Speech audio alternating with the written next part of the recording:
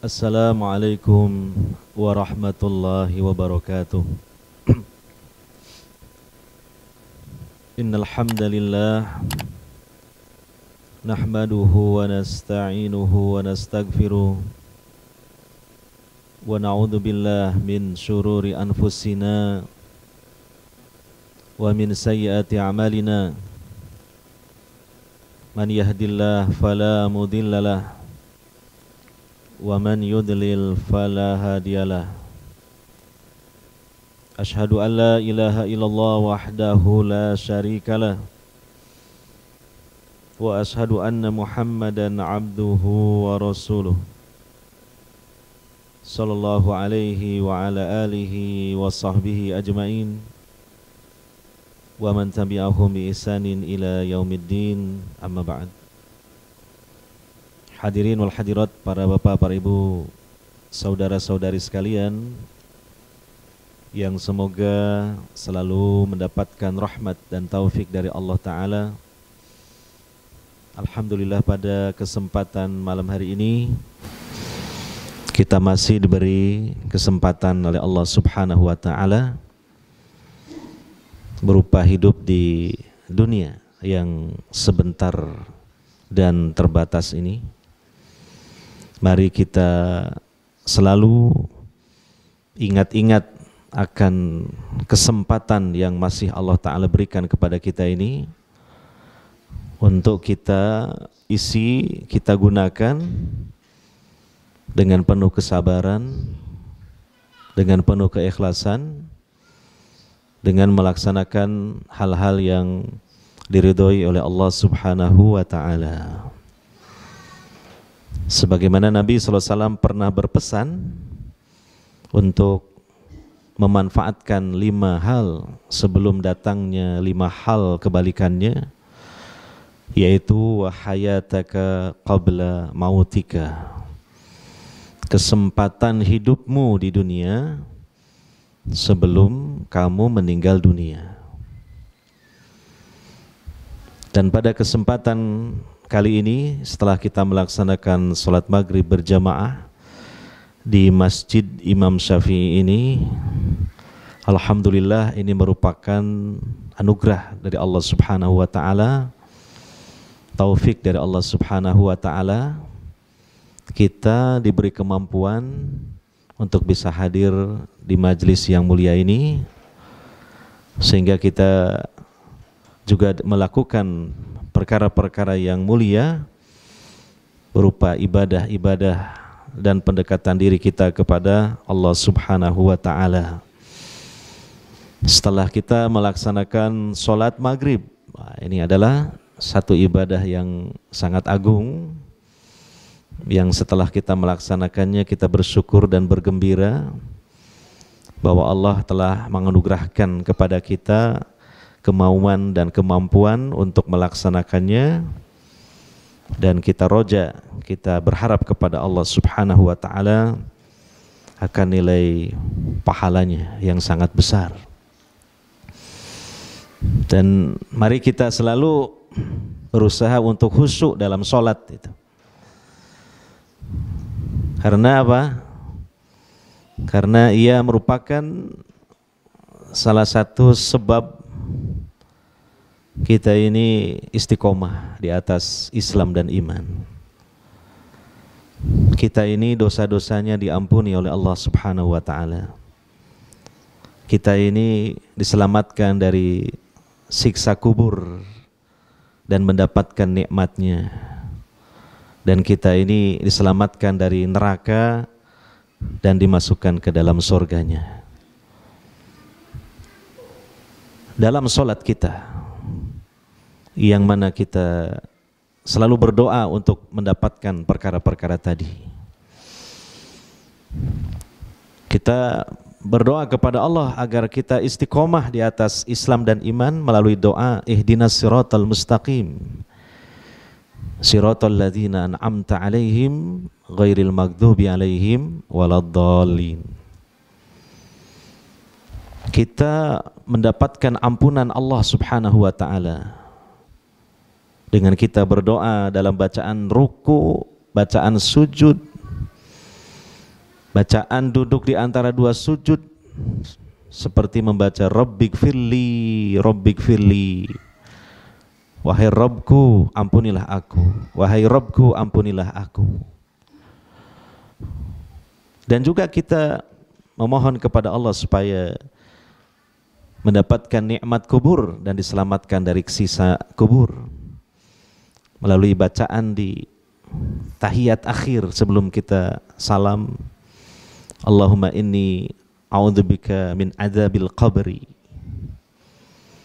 Dan juga sekaligus kita mohon kepada Allah supaya diselamatkan dari nerakanya yang sangat mengerikan melalui doa wa min adzabi jahannam, dan dari siksa adzab jahannam. Ini maka hendaknya jangan sampai kita mengecilkan nilai besar yang terkandung dalam sholat itu, yang mayoritasnya adalah berisikan doa-doa yang sangat penting yang selalu kita panjatkan kepada Allah Subhanahu wa ta'ala.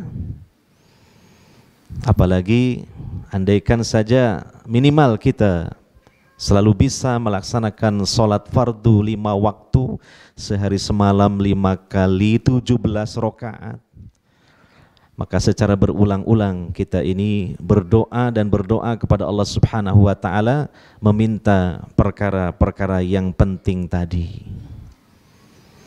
Sementara jangan sampai kita tidak khusyuk dalam membacanya.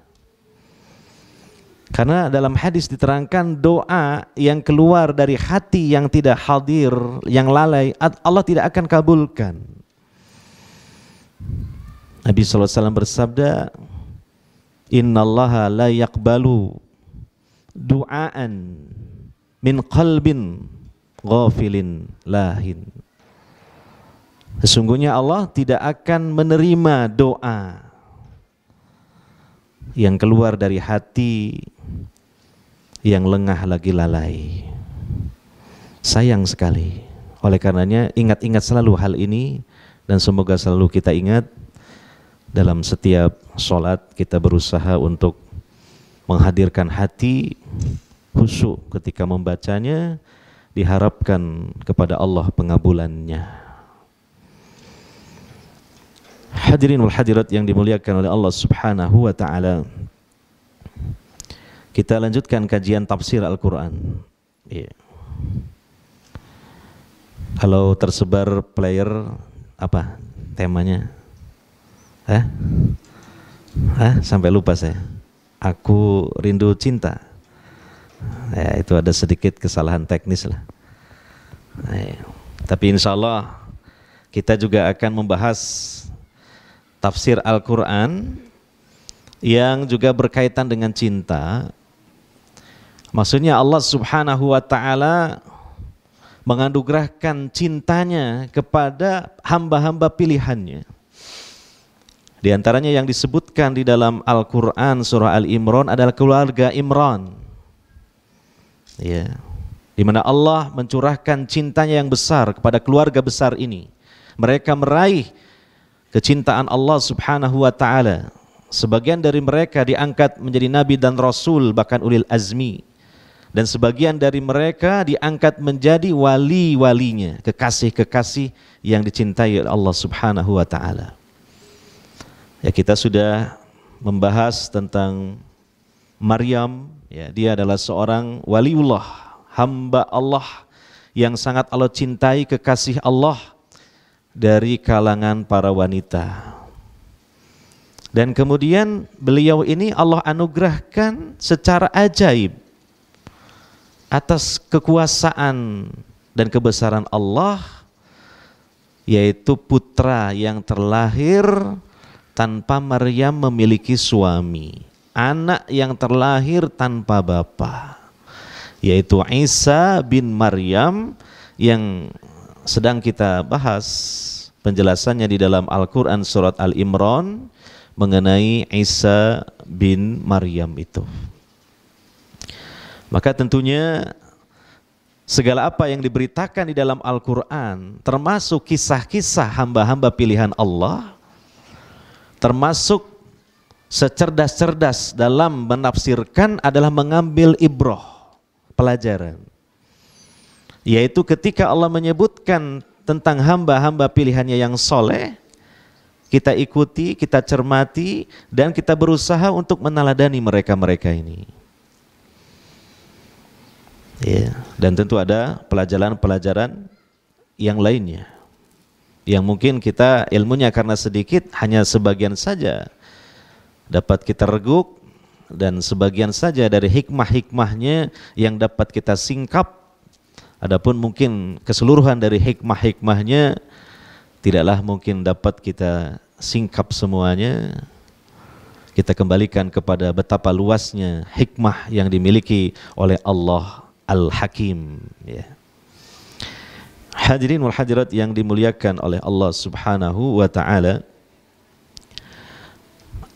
yang terakhir kita bahas adalah surah Ali Imran ayat 50, ya, yang telah disebutkan tentang Isa bin Maryam, mengenai mukjizat-mukjizat yang Allah berikan kepada beliau yang sangat menakjubkan itu, ya. Kemudian pada ayat selanjutnya, ayat 51, ya. Jadi kalau kita ngaji tafsir ini, mari kita ikuti, karena nanti bukankah kita sering membaca Al-Quran, bukankah kita sering mendengar Quran dibaca oleh imam dalam sholat jahar, maka tentu akan lebih berbobot di dalam kita mendengarkannya atau membacanya, karena kita mengikuti makna dan kandungannya, dan itu disebabkan kita telah mempelajari tafsirnya. Akan beda, dapat dirasakan. Ayat yang sering kita baca, bahkan mungkin kita hafal, tapi tidak pernah kita kaji tafsirnya, dengan ayat yang sering kita baca, kita dengar, dan pernah kita pelajari tafsirnya, dan kita masih ingat tafsirnya, tentu akan lebih berbobot. Dan itu kata para ulama termasuk gizi yang sangat bermutu untuk menyehatkan hati seorang hamba yang mukmin, yaitu membaca Al-Quran dengan diiringi mentadabburi maknanya, mentadabburi kandungan dan maksudnya, ya. Sehingga itu juga dapat menunjang kehusuan kita dalam sholat, karena sebagian dari bacaan sholat adalah kita membaca Al-Quran atau kita mendengarkan Al-Quran. Pada ayat 51 Allah menceritakan tentang ucapan Nabi Isa alaihissalatu wassalam, Innallaha rabbi wa rabbukum fa'buduh hadza siratum mustaqim. Sesungguhnya Allah itu Rabbku dan Rabb kalian, maka sembahlah oleh kalian Dia, yaitu Allah. Ini adalah jalan yang lurus. Kita perhatikan di sini, ya. Sesungguhnya inilah ajaran Nabi Isa alaihissalatu wassalam. Sebagai pokok ajaran yang beliau sampaikan, sebagaimana pokok-pokok ajaran yang disampaikan oleh para nabi, para rasul sebelum beliau dan setelah beliau, yaitu Nabi Muhammad SAW, yaitu tauhid, mengesahkan Allah Subhanahu wa ta'ala sebagai satu-satunya Rabb, mengesahkan Allah Subhanahu wa ta'ala sebagai satu-satunya ilah hak, Tuhan sesembahan yang hak, dan mengesahkan Allah Subhanahu wa ta'ala bahwa Allah memiliki sifat-sifat yang maha sempurna, nama-nama yang sangat indah dan mulia, yang itu tidak dimiliki oleh siapapun juga dari makhluk-makhluknya. Maka inilah hakikat dari ajaran Nabi Isa alaihissalatu wassalam. Tidak seperti yang diyakini oleh kaum Nasrani sejak dulu mulai penyimpang sampai sekarang ini, dan sampai nanti menjelang hari kiamat.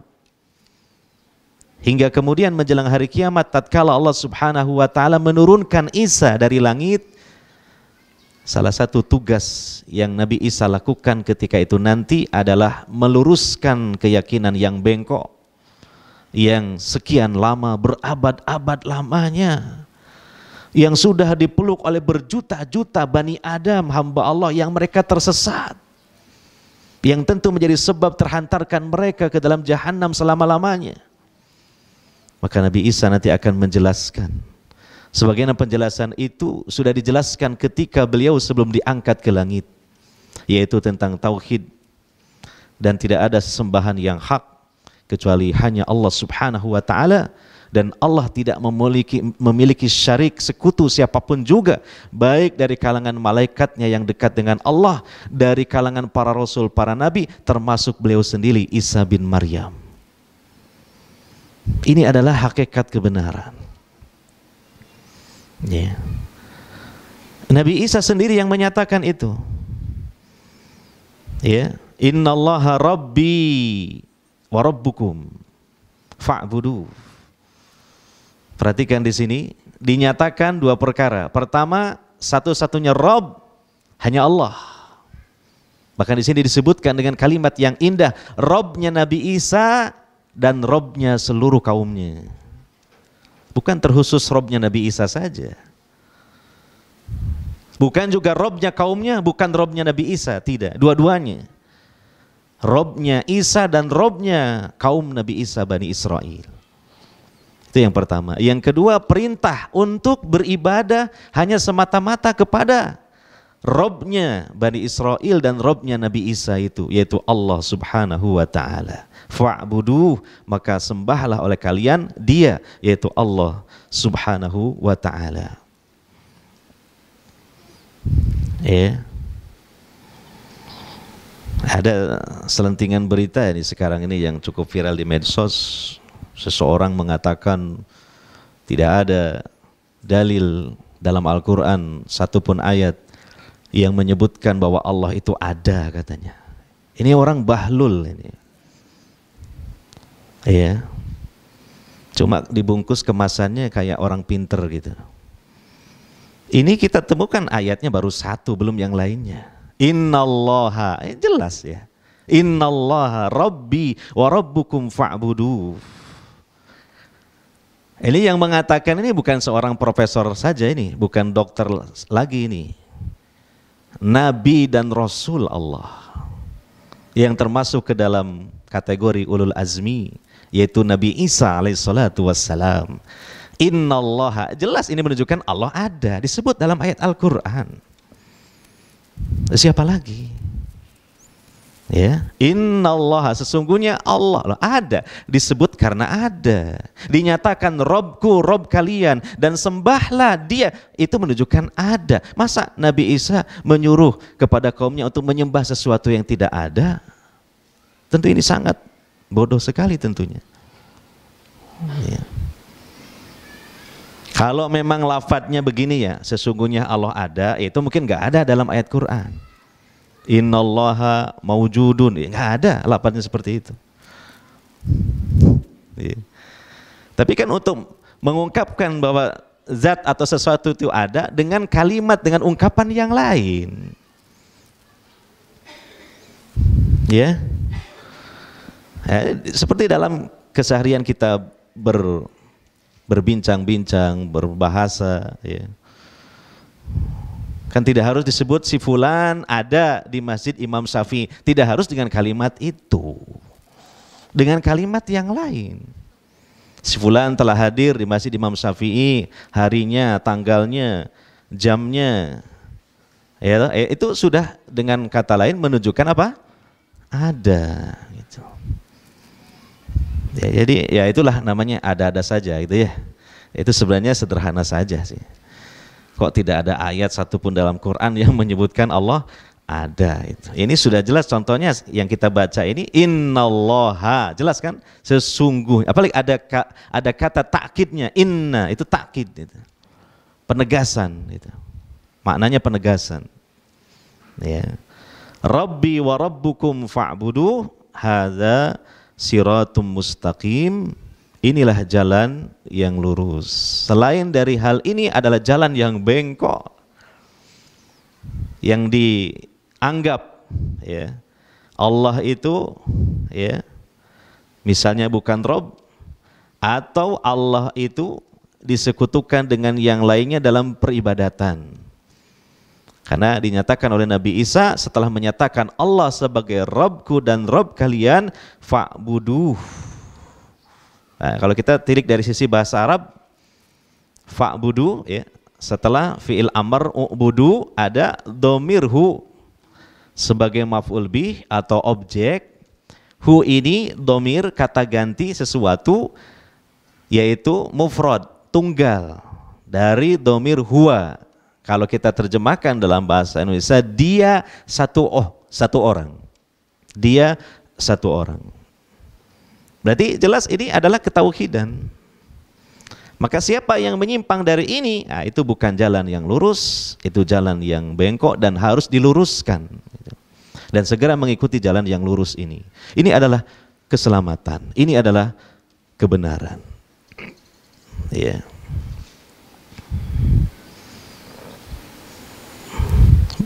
Kemudian kita lanjutkan pada ayat setelahnya, ayat 52.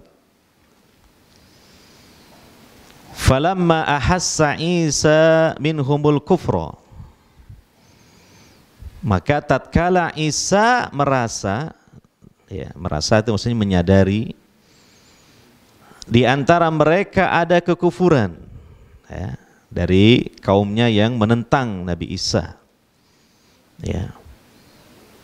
Dan bahkan kaumnya yang menentang ini sudah terlihat ada upaya-upaya untuk menghambat dakwahnya Nabi Isa, dan ada rencana-rencana untuk membinasakan atau membunuh Nabi Isa. Qala, maka Isa berkata, Man ansari ilallah, siapakah yang menjadi penolong-penolongku kepada Allah? Maksudnya penolong-penolongku dalam berdakwah menuju Allah. Ya. Ini lagi-lagi juga viral di medsos. Tidak perlu membela Islam. Loh, kok Ustadz ini kok tahu aja, kebetulan lah qadarullah Pak ketemu di situ gitu. Supaya tidak panjang perdebatannya, kok tahu gitu. Itu jadi panjang nanti. Padahal intinya bukan di situ. Tapi banyak yang tahu kan ya. Gak perlu kita membela agama Allah. Biarkan saja, nanti Allah yang akan menolong agamanya sendiri gitu kan. Nah, itu menyelisihi dari ayat Quran. Menyelisihi dari seruan-seruan para nabi, para rasul. Bukan hanya Nabi Muhammad SAW saja, tapi juga Nabi Isa. Nabi Isa mengatakan, Man ansari ilallah. Siapakah yang akan menjadi penolong-penolongku dalam berdakwah kepada Allah? Berarti membela agama Allah. Ya, dan kita baca juga di surah yang lain, surah As-Saff misalnya, ya ayyuhalladzina amanu, ya, ya, kunu ansarallah, wahai orang-orang yang beriman, jadilah kalian semua sebagai penolong-penolong. Nah, di situ bahkan dinisbatkan kepada Allah, gitu. Kalau secara saklek, letterleknya kan menjadi penolong-penolong Allah kan gitu, secara bahasa. Tapi maksudnya adalah ya tentu penolong-penolong agamanya Allah. Dan di ayat yang lain juga Allah berfirman, In tansurullaha yansurkum wa yusabbit aqdamakum. Jika kalian menolong agama Allah, Allah pasti akan menolong kalian, memudahkan segala urusan kebaikan kalian, menolong kalian di dunia dan di akhirat. Dan Allah akan meneguhkan, mengokohkan pendirian kalian. Ya, nah ini tentu kita tidak memahami secara konyol bahwa Allah butuh kepada makhluknya. Tidak, Allah maha kuat, kita ini lemah. Ya, tidak tentunya. Tapi itu artinya dengan kesimpulan bahwa dengan sebab kita menolong agama Allah yang itu diperintahkan oleh Allah Subhanahu wa taala, kita akan mendapatkan pertolongan Allah, pahala yang besar dari Allah, keridhaan Allah. Bahkan termasuk itu jihad fi sabilillah. yang pahalanya sangat agung, dan jika pun meninggal karena itu, meninggalnya meninggal syahid, sebaik-baik mati. Ya, jadi Allah hanya menetapkan sebab supaya hambanya ini mendapatkan kebaikan dari Allah Subhanahu wa ta'ala. Sama sekali tidak ada sedikit pun keyakinan Allah butuh kepada orang-orang yang beriman dalam membela menolong agamanya Allah. Tidak. Andaikan Allah sendirian saja menolong agamanya, maka tentu sangat mampu. Wahazamal ahzab wahdah, kan gitu. Dalam salah satu bacaan, wahazamal ahzab wahdah, dia mengalahkan kelompok musuh-musuhnya. Ahzab itu bukan hanya satu kelompok, berapa banyak kelompok-kelompok musuh. Wahdah, sendirian. Ya. Dan dalam sejarah perjuangan para nabi, para rasul yang didukung oleh para pengikutnya, tatkala sudah betul-betul kepepet karena dihimpit oleh musuh-musuh mereka, Allah menolong sendirian. Iya, ya, contoh dalam kisah perjuangan Nabi Muhammad SAW dan para sahabat beliau dalam perang Ahzab.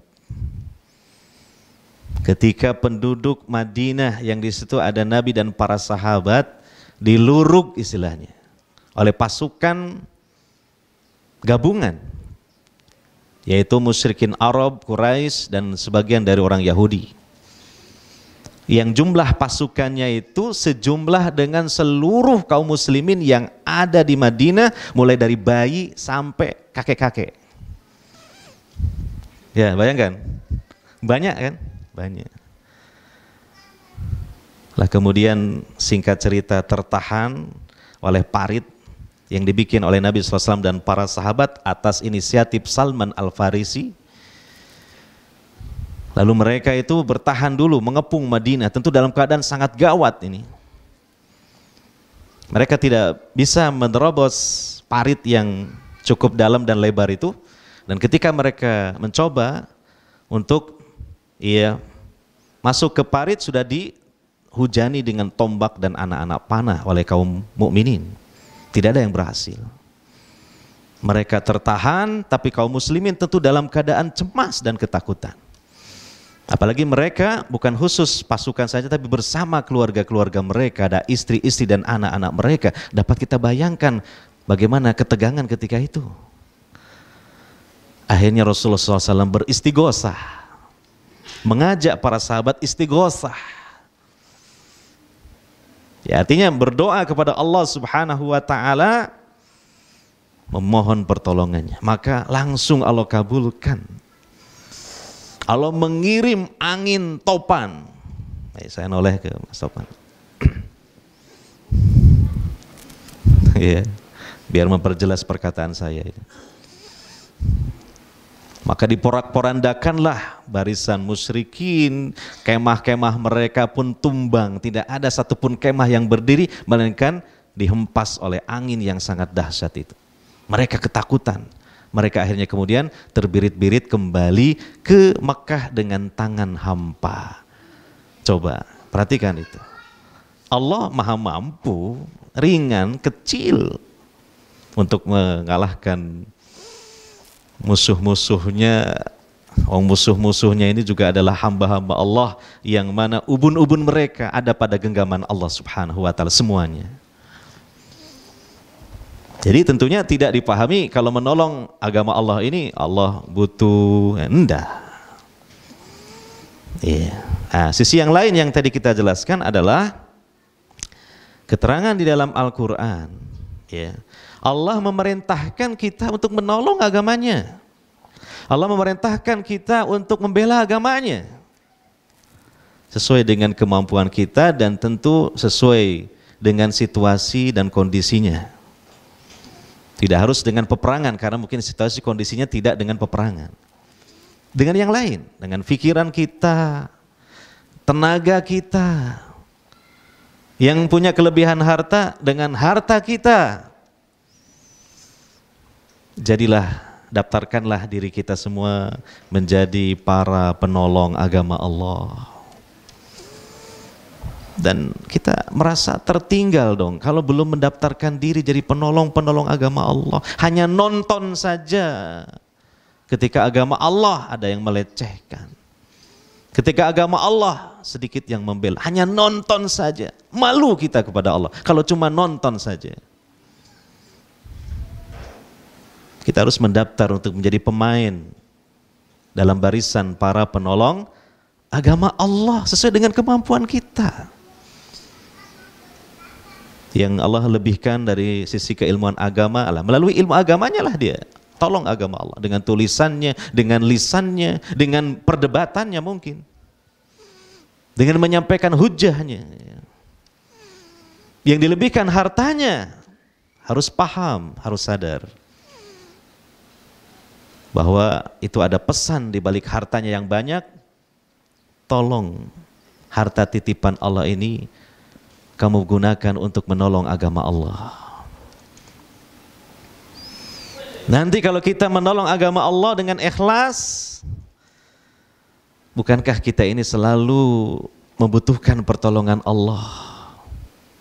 Jangankan di akhirat yang begitu menakutkan keadaannya, menegangkan keadaannya, di dunia saja kita sering dilanda dengan musibah-musibah dan masalah-masalah yang kita sudah tidak mampu untuk menghadapinya. Kita hanya bisa langsung bermunajat memohon pertolongan kepada Allah Subhanahu wa ta'ala. Kalau kita sudah berada di barisan para penolong agama Allah, tidak diminta pun insya Allah Allah menolong kita, apalagi kita meminta kepada Allah. Karena Allah berjanji, in tansurullaha yansurkum. Ya. Jadi itu yang harus kita jadikan bahan renungan ya. Hidup di dunia cuma sekali, kok nggak sekalian? Dalam kebaikan, dalam meraih surga. Supaya tidak ada sesal di kemudian hari sebelum kita meninggal dunia. Ya, jadilah para penolong agama Allah sesuai dengan pos kita masing-masing, potensi kita yang beragam ini. Agama Allah ini harus kita tolong. Dan bentuk pertolongannya tidak mungkin seragam, beragam. Lihat, kita sudah bahas dulu di surah Al-Baqarah ya. Jihad fisabilillah nggak akan jalan kalau nggak ada biaya. Sehingga para ulama mengatakan jihad tanpa biaya seperti jasad tanpa ruh. Gak bisa hidup. Nah ini mungkin bagi yang ditakdirkan hartanya berlebih. Yang lain, ya mungkin hartanya tidak berlebih, ya yang lain, ada kelebihan yang lain yang Allah berikan. Semua kita insya Allah bisa. Minimal kita bisa berdoa kepada Allah supaya Allah menolong agama kita, itu sudah bentuk bahwa kita ini menolong agama Allah. Ya, seperti itu. Nah, Isa bin Maryam mengatakan man ansari ilallah.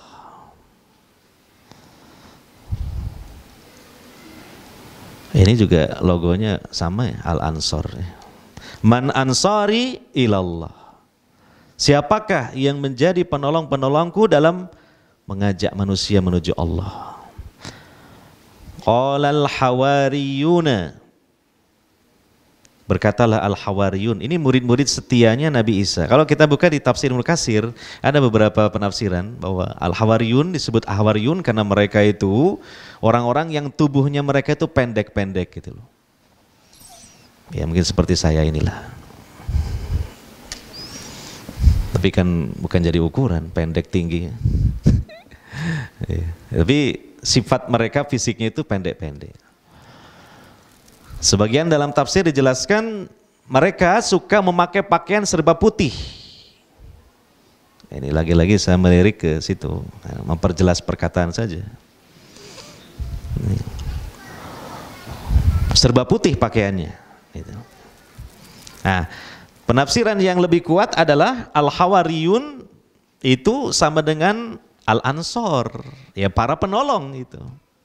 Kalau dalam bahasa Arabnya yang umum itu sama dengan Al-Ansor, jadi para penolong. Iya. Sebagaimana ini sesuai dengan sebuah riwayat yang sahih dari sahabat Ibnu Abbas radhiyallahu anhuma, diriwayatkan bahwa Nabi SAW telah mempersiapkan para sahabat dalam menghadapi perang Tabuk. Ya. Nabi mempersiapkan segalanya, termasuk juga pasukan yang dipersiapkan. Ya. Kemudian di situ ada sahabat yang ini masih kerabat Nabi SAW, yaitu Az-Zubair ibnul Awwam radhiyallahu anhuma. Beliau ini begitu semangat, begitu terlihat andilnya yang begitu besar di dalam mempersiapkan pasukan itu, dan beliau pun siap untuk menjadi tameng atau bemper yang selalu mendekat Nabi SAW dalam rangka untuk menjaga keselamatan nyawa Nabi SAW. Maka dengan melihat tersebut Nabi SAW kemudian bersabda, Inna likulli nabiyyin hawariyan wa hawariyi Az-Zubair. Sesungguhnya setiap nabi itu punya hawari. Nah, jadi makna hawari adalah penolong, seorang penolong, pembela. Dan penolongku, pembelaku adalah Az-Zubair ibnul Awwam. Jadi makna al-hawariyun yang rajih, yang paling kuat adalah al-ansar, para penolong agama Allah. Nah, kemudian dikuatkan lagi dengan lafaz berikutnya, sambutan dari hawariyun setelah Nabi Isa mengatakan perkataan tadi, nahnu ansarullah, kami ini adalah para penolong Allah, penolong agama Allah. Ya. Amanna billah, kami beriman kepada Allah. Washhad bi anna muslimun, dan persaksikanlah bahwa kami ini adalah hamba-hamba Allah yang muslim. Nah, jadi ini kita ambil keteladanan, ya, kita pun begitu. Nabi SAW telah wafat, tentu tidaklah bisa kita seperti sahabat yang mendampingi Nabi langsung secara fisik, ya. Tapi itu pun bisa kita lakukan tentu dengan cara yang lain, yaitu membela Islam sebagai warisan utama dari Nabi Muhammad SAW untuk kita. Membela ajarannya, Al-Quran wa sunnah as-sahihah. Membela kaum muslimin, membela tempat-tempat ibadah kaum muslimin. Pokoknya untuk Islam dan kaum muslimin. Ya, jadi adalah sebagian yang kita curahkan dari apa yang kita miliki untuk menolong agama Allah. Ini luar biasa, merupakan gaya hidup yang sangat mulia. Ya, ada kecemburuan, ada ghirah terhadap Islam.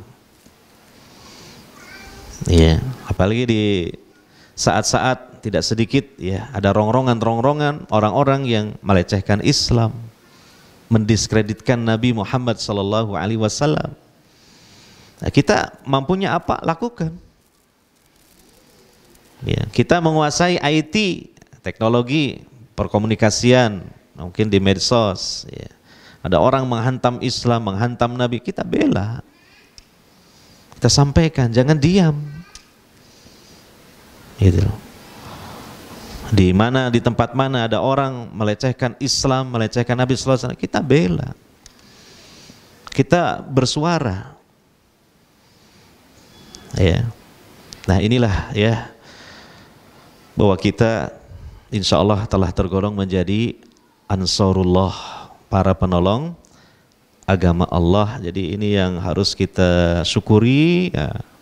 Dan kalau sudah begitu sejak dulu, mari kita pertahankan kita istiqomah, ini derajat yang sangat agung dan mulia.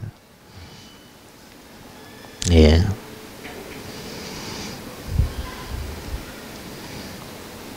Berikutnya ayat 53, Rabbana amanna bima anzalta wattaba'na ar-rasula faktubna ma'asyahidin. Wahai Rabb kami beriman terhadap apa yang telah Engkau turunkan. Dan kami mengikuti Rasul ini, yaitu Rasul Isa alaihissalatu wassalam. Maka catatlah kami, masukkanlah kami bersama orang-orang yang memberikan kesaksian. Nah, ini adalah ikrar dan komitmennya Hawariyun yang dalam catatan sejarah itu tidak banyak ya. Mungkin 12 orang sekitar itu.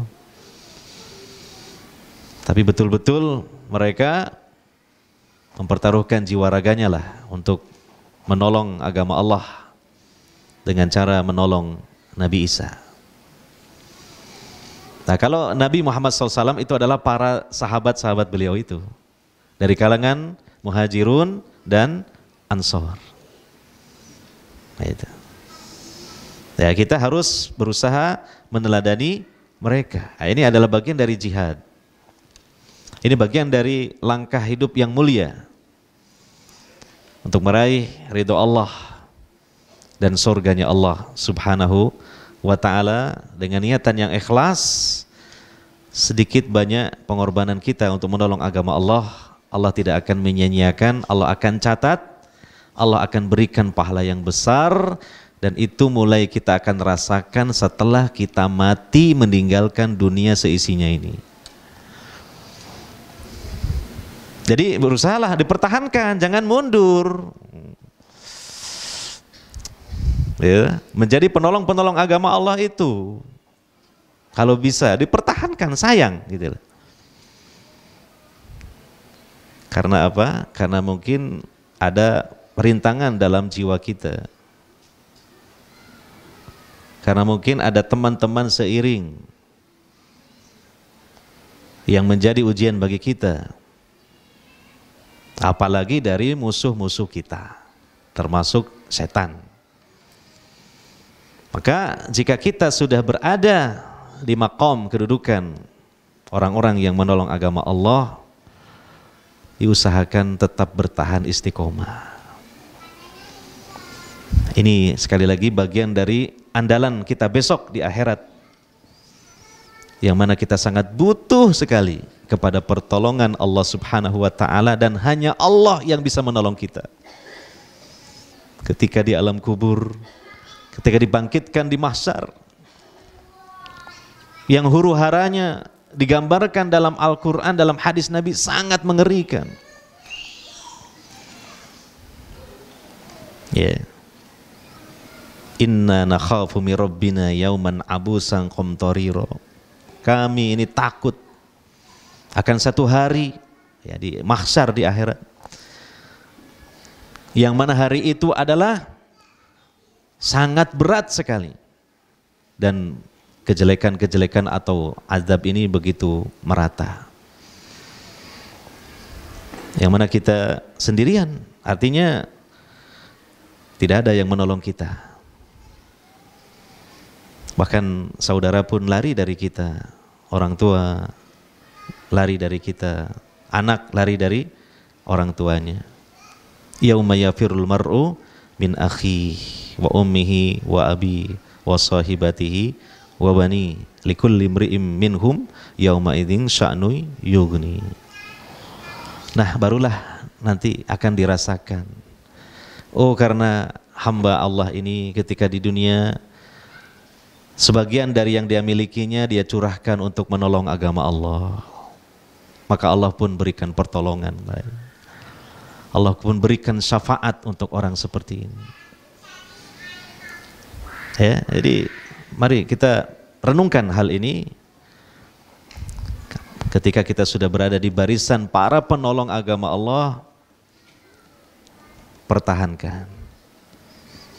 Ya, bukan untuk siapa-siapa sebenarnya ya. bukan untuk Islam. Islam nggak butuh kita.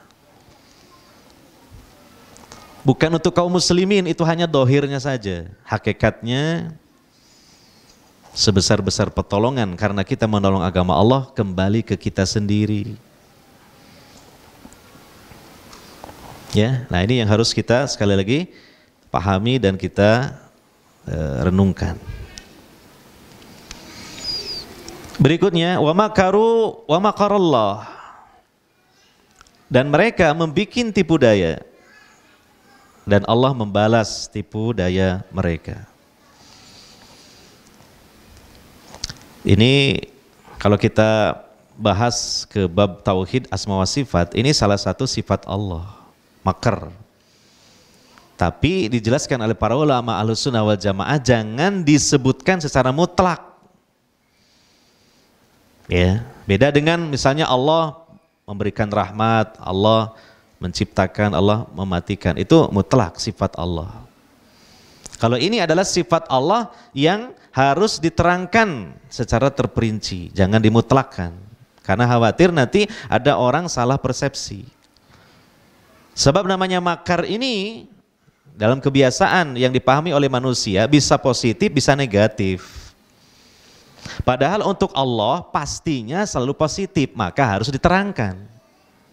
Seperti begini, sifat ghadab apa? Murka. Allah murka itu salah satu dari sifat Allah. Dalam Al-Quran disebutkan di ayat yang lain. Wa ghadiballahu imbi'atsahum. Allah murka kepada keberangkatan mereka. Atau yang tersirat dalam surah Al-Fatihah. Ghairil maghdubi alaihim. Nah itu. Al-maghdub alaihim yang dimurkai atas mereka. Tentunya ada yang memurkai. Siapa? Allah. Allah memiliki sifat al-ghadab. Nah, sebagaimana al-makru ini. Tapi harus diterangkan, jangan dimutlakkan.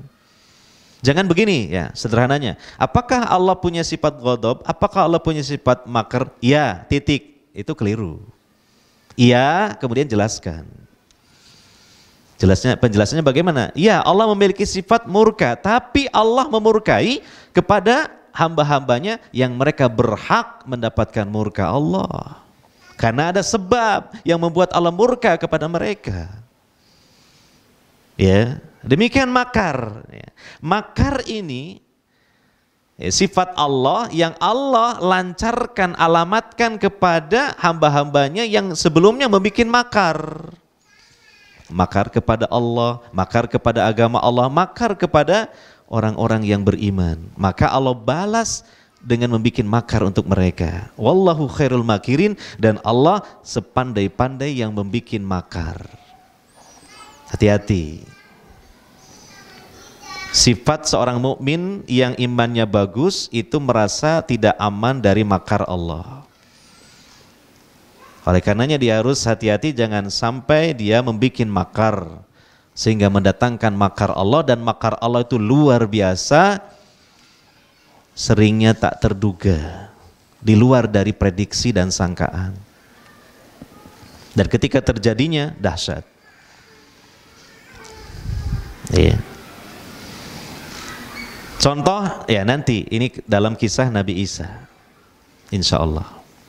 Bagaimana makar Allah yang Allah lancarkan ketika sebelumnya para musuh-musuh agama Allah ini membuat makar. Ternyata jauh-jauh makar Allah lebih hebat lagi dan mengalahkan dan membungkam, memberangus makar mereka. Ya. Ya, karena sudah dikumandangkan adzan Isya, ya mungkin kita pending dulu sejenak untuk dikumandangkan adzan Isya di Masjid Imam Syafi'i. Alhamdulillahirabbil alamin, wassalatu wassalamu ala imamil mursalin nabiyina Muhammadin wa ala alihi washabbihi ajmain. Amma ba'd. Kita lanjutkan mungkin satu ayat lagi lah ya, supaya ngaji tafsirnya ini dapat agak banyak gitulah. Keburu mati ngaji Qur'annya baru sedikit ya, keburu apa? Mati. Waktu kita ini sempit ya. dipersempit lagi oleh kemalasan kita.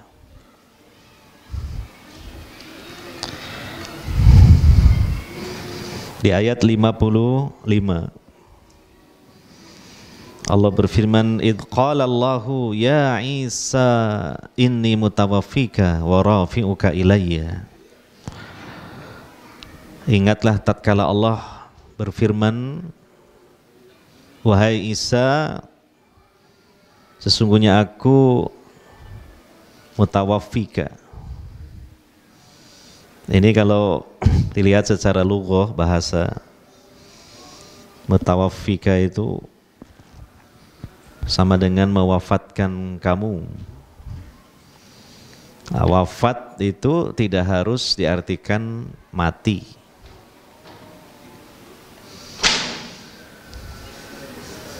Nah, pertanyaannya lah, berarti kita mentakwil. Wafat kok diartikan tidak mati. Iya. Nah, sebenarnya dalam bahasa Arab wafat itu bisa mati, bisa tidur artinya. Tergantung konteksnya dan tergantung waqi' atau apa yang terjadi pada kenyataannya. Namun dalam bahasa Arab bisa diungkapkan dengan kata wafat, mutawaffika. Nah, untuk memperjelas tafsir dari mutawaffika ini bahwa maknanya, maksudnya bukan meninggal dunia, bukan mati besar, tapi ini mati juga, cuma mati kecil alias tidur. Maka sekarang ini antum jangan tidur, nanti itu disebut wafat. Ini muridnya ini wafat semua. Nah, gurunya jangan disalahkan bilang begitu, karena makna tidur itu juga bisa diungkapkan dengan kata wafat.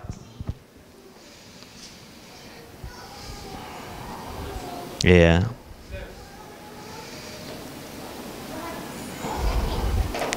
Di antaranya yang menjelaskan bahwa wafat itu diartikan tidur, jadi tergantung siyak atau konteksnya kalimat. Misalnya di surah Al-An'am ayat 60, ya. Allah berfirman, "Wa huwal ladzi yatawaffakum bil lail." Wa huwal ladzi yatawaffakum bil lail. Dialah Allah yang mewafatkan kalian di waktu malam. Nah, maksudnya apa? Menidurkan kalian di waktu malam. Dan memang ini tidur disebut wafat juga ada unsur yang sama dengan wafat yang sesungguhnya, mati yang sesungguhnya. Bahwa orang ketika tidur itu rohnya digenggam oleh Allah Subhanahu wa ta'ala. Makanya coba perhatikan ya, termasuk aktivitas yang diiringi dengan zikir dan doa yang banyak dari Nabi SAW itu mau tidur. Karena apa? Karena orang tidur itu setengah mati, lemah pikirannya, lemah kecerdasannya, bahkan nggak ada akalnya, dan sekalipun fisiknya kuat, dia nggak berdaya. Orangnya tinggi, besar, atletis badan, tidur ngorok. Ya. Didatangi ular berbisa, loh, iya tuh. Ya dia diam saja. Coba kalau bangun, wah langsung dia akan melawan, lari lah minimal.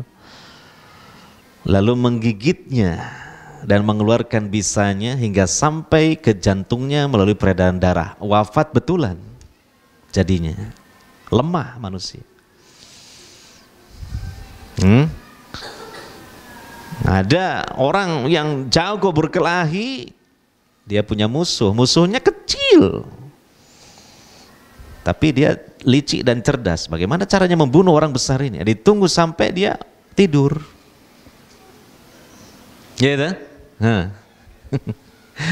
Ya, coba kalau sama-sama bangunnya, wah yang kecil ini nggak berani. Ketika tidur, yang kecil lemah tadi dekati, sambil bawa pisau seset Tramontina yang sudah diasah. Kemudian lehernya diiris, mati sudah, gak melawan.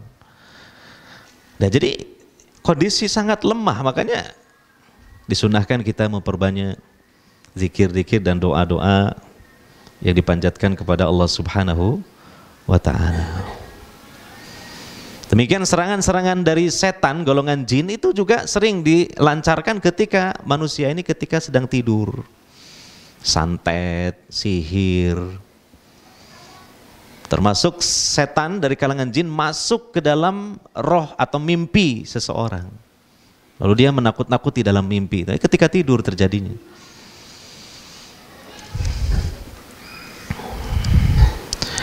Nah, jadi wafat itu bisa diartikan tidur. Nah, berkaitan dengan Nabi Isa, memang tafsirnya itu bukan diwafatkan. Pertama, karena makna wafat tidak hanya diartikan mati, tapi juga tidur. Jadi Allah tidurkan. Dalam riwayat yang sahih itu, ketika Nabi Isa berada di satu rumah dengan Hawariyun tadi, musuh-musuh sudah mengepung rumah. Tentara-tentara Romawi yang sudah dihasut rajanya oleh orang-orang Bani Israel, bahwa Isa ini bikin makar, bahwa Isa ini memecah belah rakyat, bahwa Isa ini mengajarkan ajaran sesat, bahwa Isa ini menghasut rakyat untuk memberontak engkau wahai raja. Rajanya marah. Ya, jadi Nabi Isa difitnah. Maka akhirnya dilakukanlah penggerbekan ke rumahnya Nabi Isa ini, dan tujuannya untuk membunuh Nabi Isa dengan cara menyalibnya dulu. Ini adalah satu proses membunuh dengan kejam, disalib. Jadi dibunuhnya tidak langsung gitu, perlahan-lahan lah. Jadi seseorang ditelentangkan di atas pelapah kayu atau palang kayu dalam keadaan dilucuti bajunya sebagai bentuk penghinaan. Kemudian diikat dan dua tangannya dipaku dengan paku yang besar dan berkarat. Sehingga dia itu kelaparan, kehausan, dan kehabisan darah. Dan bahkan terjadi infeksi atau tetanus karena sebab ditusuk dengan paku yang berkarat itu. Ini sadis. Dibiarkan sampai sekarat dan mati, itu namanya disalib seperti ini. Ya, itu sudah dirancang oleh mereka. Nah, ini namanya makar. Nanti digerebek, nah, kita tangkap, kita salib sampai mati. Itu maunya mereka. Itu makar yang sudah mereka rencanakan. Enggak tahunya Allah pun sudah mempersiapkan makar untuk mengantisipasi makar mereka. Gitu. Maka disebutlah wallahu khairul makirin tadi. Jadi enggak terbayangkan bagaimana Allah menyelamatkan. Rumahnya sudah dikepung semua. Ya kan? Nah, untuk lebih jelasnya bisa dilihat ayat tersebut ditafsirkan di dalam ayat yang lain, yaitu dalam surah An-Nisa ayat 157, 158, 159. Gitu.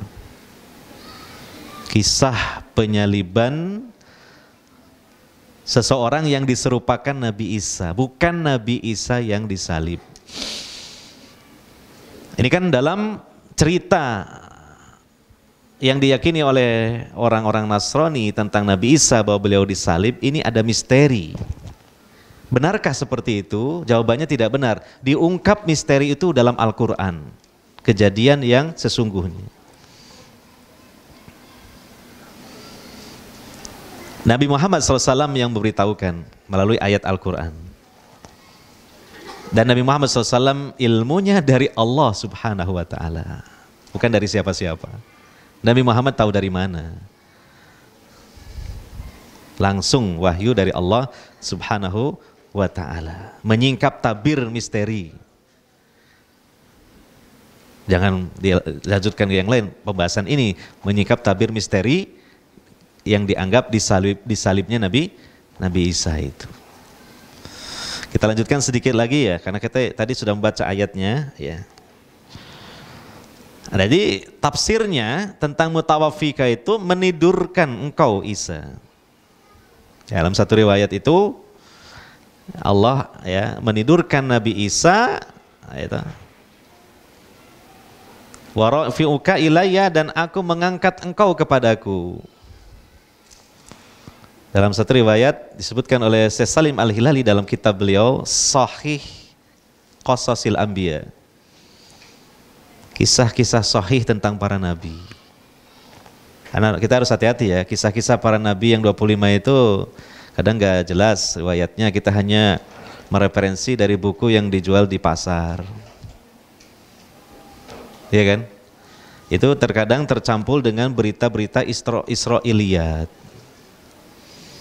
Nah, ada salah satu hasil penelitian ulama Ahlus Sunnah, salah seorang murid Syekh Al-Albani, yaitu Syekh Salim bin Id Al-Hilali, punya kitab Sahih Qasasil Anbiya.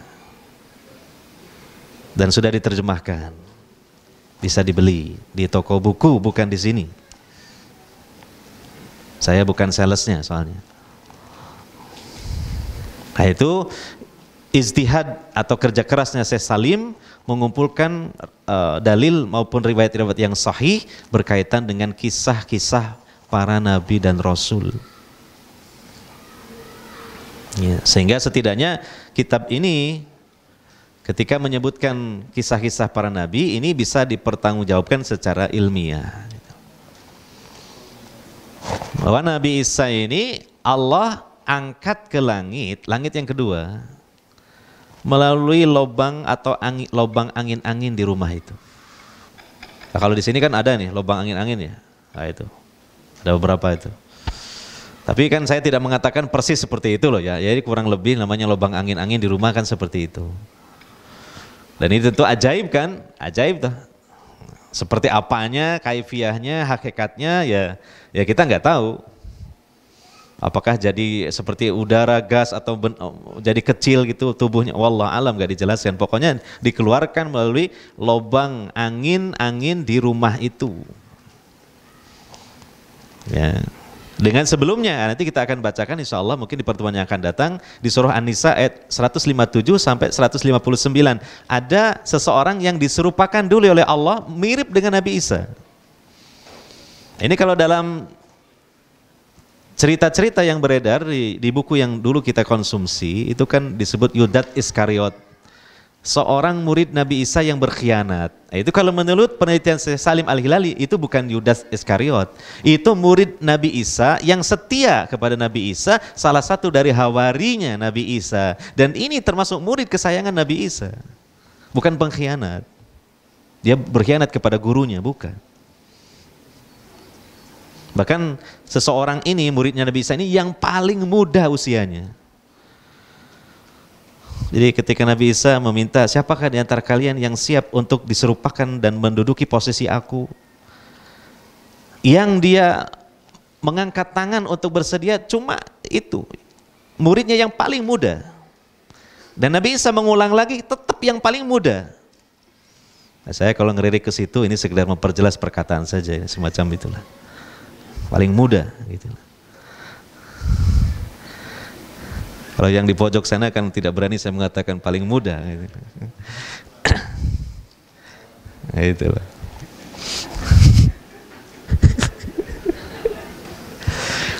Sewenang ya disebut paling muda itu. Iya.